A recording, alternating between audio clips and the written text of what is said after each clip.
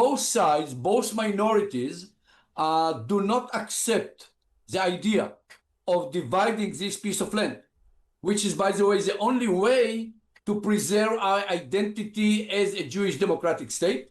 And in my case, after almost 40 years as a member of the security community in Israel, this is the way I understand that this is the only way for us to preserve our security.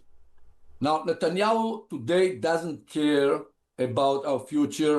All what he care about is to maintain his power.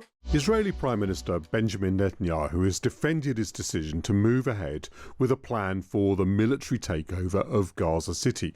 This comes after the IDF admitted to targeted strikes, one of which killed 5 journalists, including Anas al-Sharif, a Palestinian reporter for Al Jazeera that the IDF said was a Hamas terrorist and Al Jazeera said was not.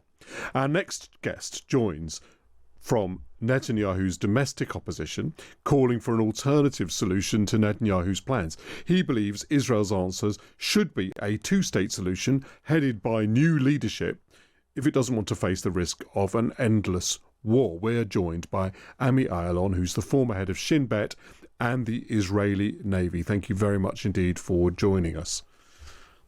Thank you. As someone who's held multiple positions within Israel's security, what do you suggest Israel do instead of this? Well, first of all, I think that exactly like between 60 to 70% of the Israelis who believe and think that we have to bring back all the hostages and to end the war. This war that started a just war after the 7th of October and the horrible and the horrors that we saw during or after the massacre of attack. It was a just war. It was a war of defense. But after about 12 months, we achieved all our military goals the way it was explained to us by our commanders in the IDF.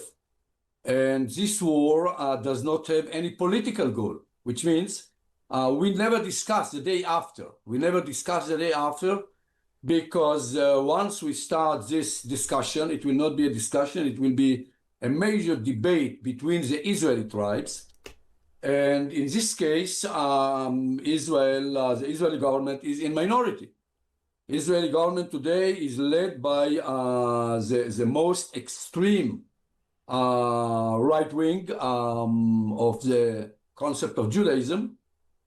They believe in racism and Jewish supremacy, and their political goal is to conquer or to annex Gaza and to annex the West Bank and to build more settlements and to create the new state of Israel from the Jordan to the sea. Let me. Most Israelis are totally against it. So we believe that we have to end the war and to bring back all our hostages. Let me. Obviously, policy towards Hamas is critical to this because Benjamin Netanyahu says we can't do anything until we completely demolish Hamas. So let's start with an attempt to understand what Netanyahu's policy has been and is now towards Hamas. Well, Netanyahu has nothing to do with Hamas. Netanyahu is not leading any policy against Hamas. His policy is, and don't laugh, his policy is to stay in power. His decisions are totally political. He is not a statesman. He is a politician. And this is what he's doing for the at least last 2 years. He doesn't care what will happen in Israel. He understands, by the way, because I know him personally, he is not stupid. He's a very, very smart person, very intelligent. He understands that what he's doing today is to make sure that this war will not end, because he understands better than any of us that the moment that this war will end, he will not have coalition. He created this coalition with the most right-wing political party, and they will do everything in order to not to end the war before all the territories, the West Bank and Gaza, are controlled by the State of Israel and formally annexed.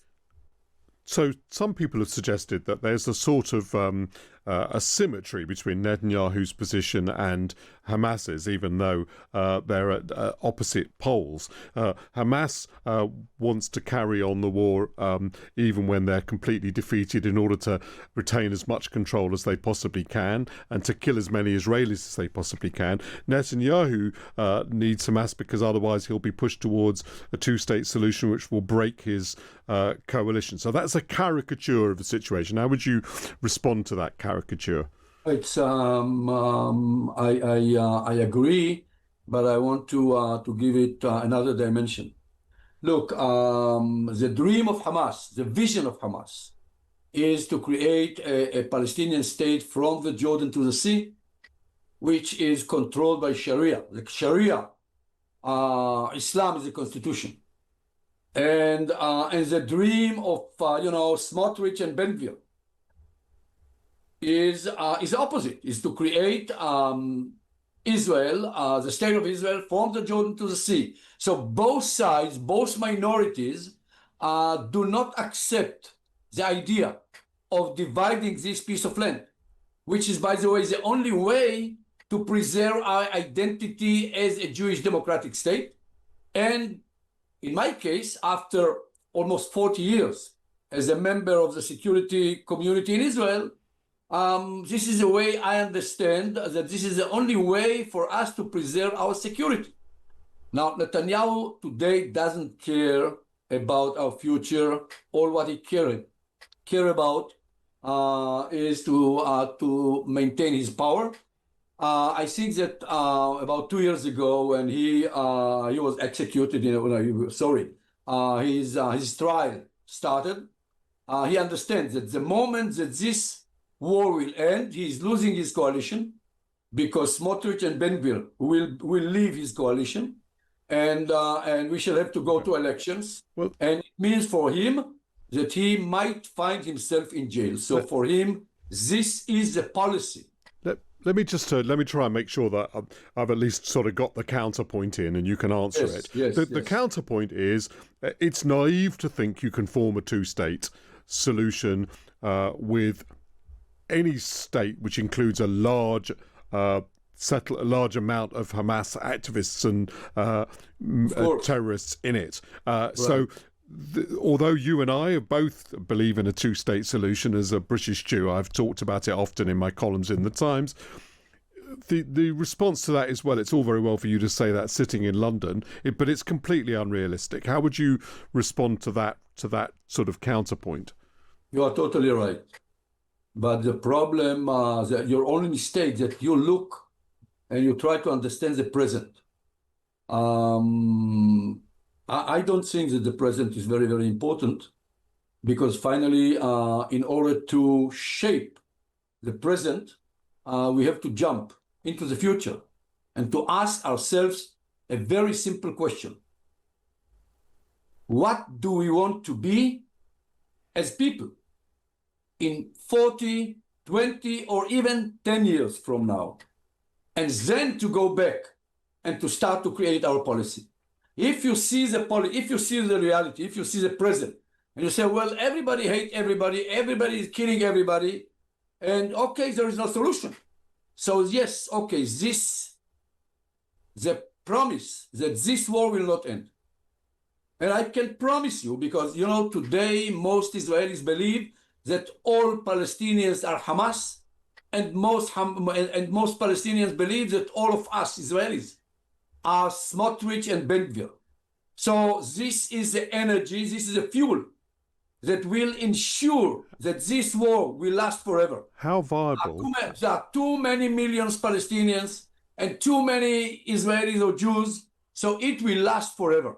How viable is this alternative inside Israeli politics? How much chance is there of moving away from a coalition that does think two states is completely naive and impossible because all of Palestinians are Hamas, and those people like you who don't think that's the case? The problem is the question, how do you ask the question? Israelis, I believe that Palestinians as well are just confused.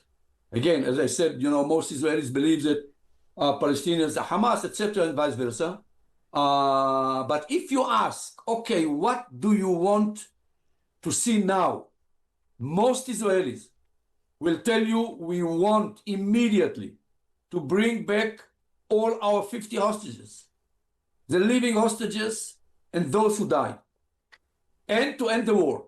And many of them, between 50 to 60%, will tell you it is so important for us that we are even agree to go to this process of creating a reality of two states.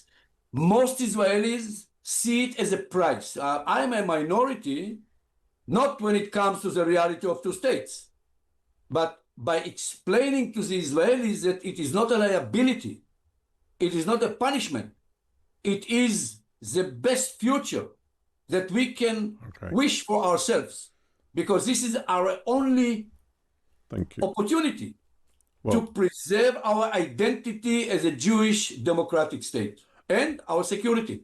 Ami Ayalon, who headed Israel's security agency, the Shin Bet, between 1996 and 2000. Thank you so much for sharing your time and perspective with our listeners.